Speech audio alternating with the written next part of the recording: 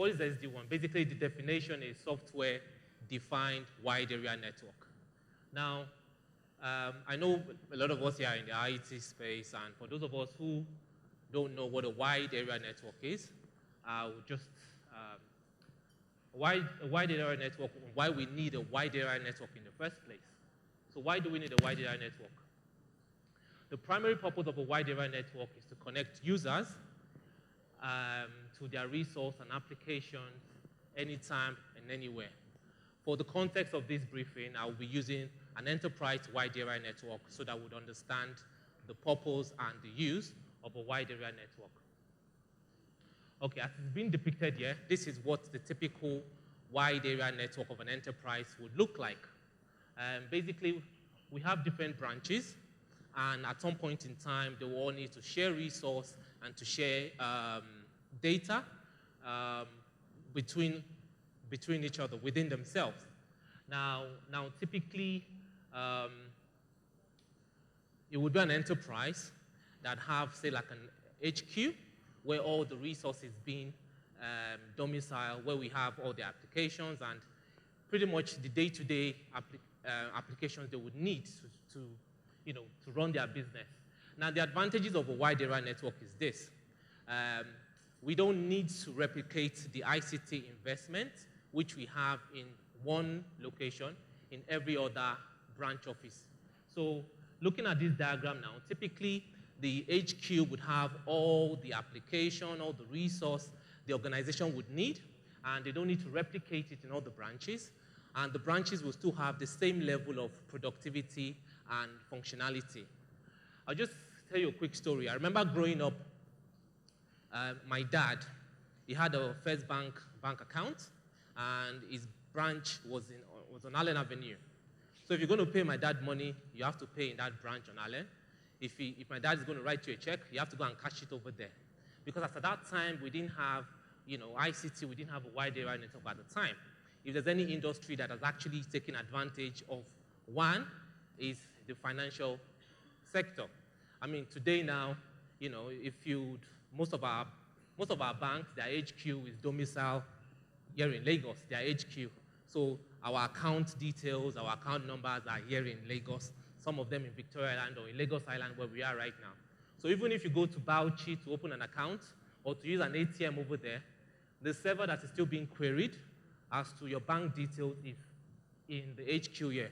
So because of the wide area network, like the story I gave to you about my dad, you could have paid him in Bauchi or in Kano or in Ibadan, and it will reflect wherever he is. And not just for banks, for enterprises as well, who perhaps they will need to operate in different locations in the country or even in the region. And the resource that they use, the applications, would just need to be in one site, typically the HQ, and every other branch can take advantage of that. So where all this resources domicile is typically in a very, is concentrated in a server room, or you can call it a data center, where all this resource will be concentrated. Now, so if you just want to look what is actually in this server room or in this data center, typically that is where, I just put a lot of logos together. From the database, you can find your Microsoft Active Directory. I've worked for organizations whereby these things are just resides in their HQ, and every other branch office actually take advantage of this. In some cases, the network access control comes from the HQ, the accounting servers. There are some antivirus applications at the time that you have to, it gets installed in the HQ, and every other remote user has to then connect to it to take advantage of these services. So basically, it's fair to say that wide area network itself has actually made businesses more productive, especially in centralizing their management, the ICT infrastructure and investment, and without necessarily replicating this investment in all the other branches. But you know what has happened? Now that we have virtualization, what has happened is what I term the cloudification of enterprise business applications. Now, a lot of these services that will typically need to be installed on a hardware in a data center, they are now virtualized versions of these services. Now, if we have virtualized version of these services, some forward-thinking companies like the likes of the Amazon, AWS, Microsoft Azure, and Google Cloud could actually think that, you know what, why don't we have a service whereby rather than these people have this thing in a data center where they actually have to pay money to actually run this service, why don't we just allocate a virtual instance for these people, for customers who want to use it, and let them install an instance of that service on our cloud platform. I mean, things have changed these days. I remember if you want to install Microsoft Office, you probably get a CD, and after you ask you for the code. But now, as long as you have internet connectivity right now, you can just get your Microsoft Office downloaded. Things have changed. I remember there's a company I worked for once. Part of our service offering was to centralize all your ICT resource in our data center so you don't have to have it. And if I open a rack for one of our premium customers there, you'll see a lot of labels, accounting server, this server, that server. You could imagine the amount of energy, the amount of power it was consuming. But with the introduction of virtualization, these services don't necessarily have to be on a physical device anymore. So, if I go back to this slide, okay, so everybody is going to the HQ to get data that resides on the HQ. Everybody's, the branch offices go to the HQ to get these services. Now, typically, the technology which they would use to get to the HQ is some sort of wide area network technology like MPLS, which is being deployed by a service provider. These branch offices would have internet breakouts and a connection to their wide area network, which is their MPLS circuit, to connect them to the services at the HQ. But now let's think about this. I subscribe to a wide area network taking me to the HQ, and I have an internet service. Now, most of the applications and the services that is taking me to the HQ are now being cloudified, as I said before.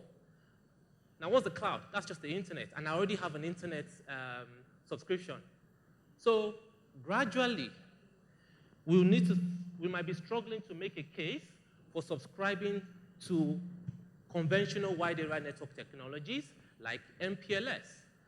And with the fact that companies like Azure, for Microsoft, AWS are actually offering cloud services whereby most of these applications, even if we don't have a cloud version, we can virtualize this application and have it in their cloud, which we have to get through the internet. So like I said before, we might be struggling to make a case for the conventional wide area network that is deployed through technologies like MPLS. So what is the justification of conventional WAN technologies like MPLS if more and more enterprise applications are now cloud-based? As such, can be accessed by the internet, which is pretty much what I've just said. So who are you going to call? SD-WAN. So first of all, I'm just going to walk us through some generic SD-WAN terms. None of these terms are vendor-specific. Whether or not your SD-WAN provider is VMware with VeloCloud or Juniper Contrail, these terminologies are basic terminologies that all of us have to, it cuts across the vendors. Number one is the overlay. Number two, the underlay in which all of the CPEs, the SD-WAN CPEs are being managed, are being controlled. Now, the term used is the orchestrator. Like I said before, these are terminologies that cut across all the vendors that actually provide this service. Now, the other game changer is this. A lot of network devices, for your Cisco, your Juniper, they all have virtual instances of their device. So basically, the Juniper, for example, their firewall was SRX. Once you just put V in front of it, VSRX, you know they're talking about the virtual instance. The Cisco ISRs too, we have virtual instances of these devices. So now, let's have a look at this. First of all, the software-defined site-to-site wide area network. Now, from what you can see, we have a mixture of a conventional underlay, which is the internet and MPLS. And on top of that, with the help of the SD-WAN CPEs, which in most cases are virtual, we create a path, a wide area network from one branch to another branch. So we can transfer, communicate resource over the underlay, which is the internet or your conventional MPLS network. A virtual tunnel, that's the SD-WAN, is created. A virtual path is created, and we can do exactly what we used to do on the physical circuit, but now software-based. Now, in most illustrations of SD-WAN, you will typically see that in the diagram, they will still put the MPLS circuit there, even though we are saying we can leverage strictly on the internet. Because hardly would you find an organization right now that have totally abandoned their MPLS circuits. However, they are gradually, most of their day-to-day resources going through the SDN path on the internet rather than the MPLS. So this, for now, you still see it's typically going to be a hybrid network. So with SD-WAN, you can see as depicted there all these. Sorry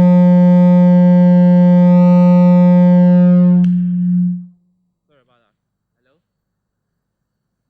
Hello? Sorry about that. So now, like I said before, if a lot of these OEMs, like your Cisco's, your Junipers, they have virtual instances of their routers.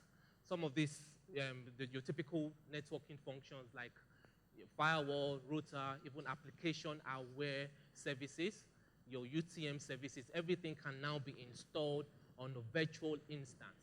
Now, if we now have the likes of Amazon, Microsoft, and Google giving us opportunity to actually host on their infrastructure, what is actually stopping us from then going there to install an instance of a virtualized Cisco router, Cisco firewall, a Juniper firewall, or Juniper router? So technically, we now have a router in the cloud. So say, for example, I'm hosting some of my services in Amazon. I've got a mail server. I've got some sort of cloud infrastructure that is facing my customers. At the same time, I want it protected. I don't need to take a physical router and a physical firewall there. I just have to install a virtual instance of this. And quote unquote, I have a router inside Amazon's cloud. Even though it's not a router, it's a virtual instance. Now, say some of my services are also being hosted in Microsoft Azure. Now, they've given me a VM. I can install I have some sort of database service which I'm offering to my customers, but at the same time, I want to install a firewall to protect them. Then who do I want to go with? I like Juniper. You know what? I'm going to install a virtual instance of Juniper SRX over there. And guess what? Technically, I have a router inside Azure's cloud, even though it's not a physical router. So the term they normally use, they call it site to multi-cloud. So basically, all the branch offices, they have routers. The company has routers inside these cloud services. So these are one of the advantages of SD-WAN. Do you understand what I'm saying? And because they are virtual, they can be sprung up easily. You know, it's not a case of you want to buy a device, you want to spec it, then when you now spec it, you now send it to where it's going to be installed, and you start working with some engineers. You know, how are we going to install it? It's all virtual, and it gives us a footprint into the cloud, these cloud providers, and you know, we have what we call a site cloud to multi-cloud network. Within our local physical network, we extend our wide area network into a public cloud, and that's one of the advantages of of SD-WAN. Okay, and I mentioned one of the terms of SD-WAN, and that was the orchestrator. Now that cut across all the OEMs that offer this service. Now, for those of us who know, who are network engineers, who know your typical router has two aspects, the forwarding plane and the control plane. Now, the way this works now is with the virtualized CPs, the virtualized firewalls or routers over there, they only have the forwarding plane now. Now, the control plane aspect has been relinquished to the orchestrator. So what happens is this. The virtual instance is deployed on the server in the branch office or in the cloud, or it could actually be a hardware. Some of the OEMs that offer SDN service can actually give it to you as a hardware, which you find typically in a customer's premise. But when it's in the cloud, then it obviously is going to be a virtualized form of it. Now, the routing configuration and all the policies would actually be domiciled in the orchestrator. Now, as long as there's an internet connectivity or there's a network connectivity to the orchestrator, from there we push services to all the branch offices and even to the virtual router in the cloud. Just as simple as that. Just as simple as that.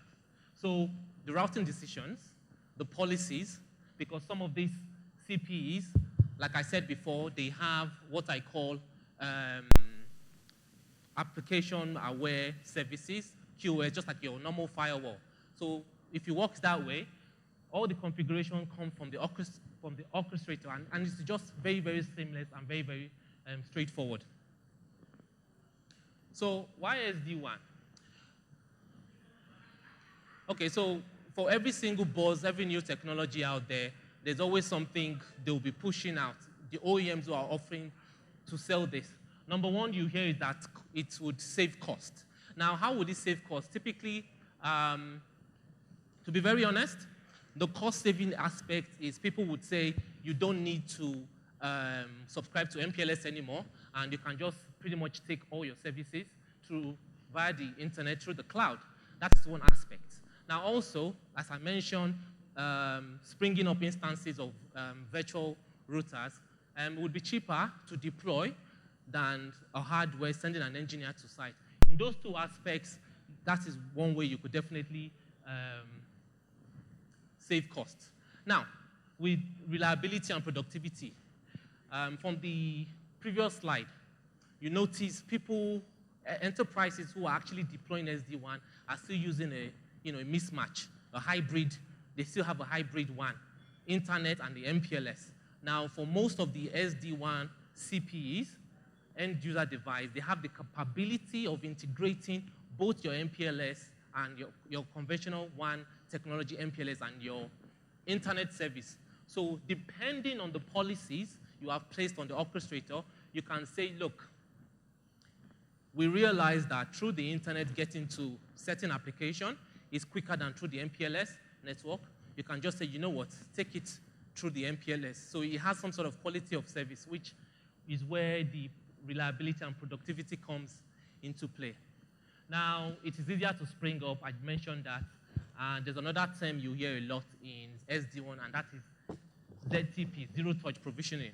Now, if all the routing and the firewall policy is not actually on the device anymore, it's coming from the orchestrator, so what do you actually really need to configure? Nothing. As long as those CPEs can reach the orchestrator, it just pushes the config to it, whether it is a physical device or a virtual device. And which pretty much the last point there just highlights what I've just said. It is easier to manage. It is easier to control.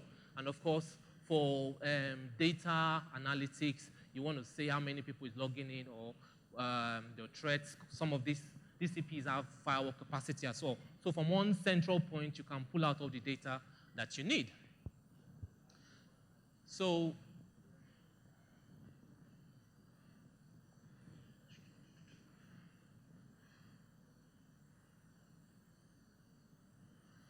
Okay, I think there's still a slide. Next slide, please.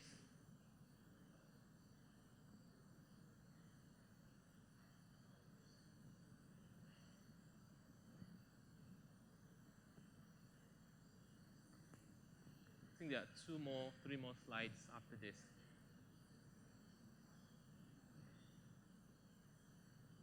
Okay, so now, some of these new technologies, you find that there's always a buzz, there's always a craze about it. And sometimes I'm always very, very concerned with how well they are being adapted to. Who is actually subscribing to it? If you've been long enough in this industry, sometimes some of these services, some OEMs are not 100% ready to they're not 100% ready to deliver this service, but just so that people will know that it's something they're also discussing about, they'll start making a lot of noise about it. So a survey was done in the US in 2017, and basically it's a SD-WAN adaptability survey. Well, how many of us are using it? Who is thinking of it? Now, let's just say for the sake of argument, it was done in January 2017.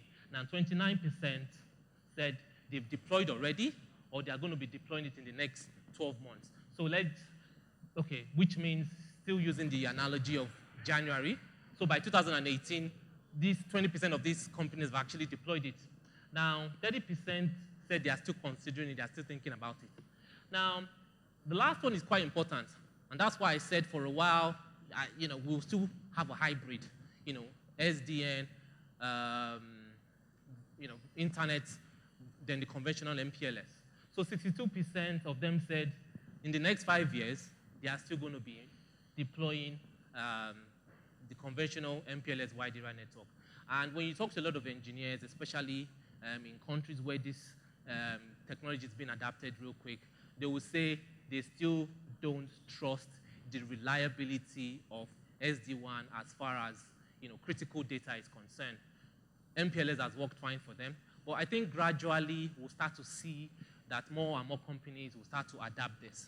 And if you ask me, what even made SD-WAN, gave it the audacity to even come as a technology, is because over the past 10 years, 10, 15 years, all around the world, including Nigeria, the affordability, the availability, and the reliability of internet services has improved.